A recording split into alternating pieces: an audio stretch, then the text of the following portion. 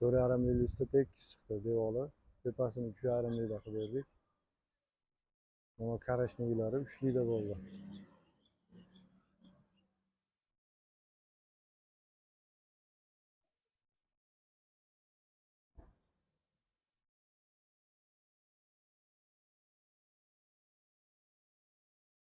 Fasatimiz chiroyli chiqdi. Zaynabuddinovdagi bozorda oldidagi ishimiz tugadi. Fasatini qilib berdik, mokriy asfaltda.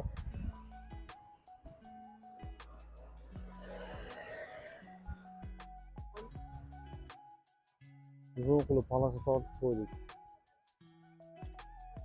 Karashnikda 0,3 ta bo'ldi bu. Devorlari 4,5 lista bo'ldi. Tekis chiqdi, qalin lista.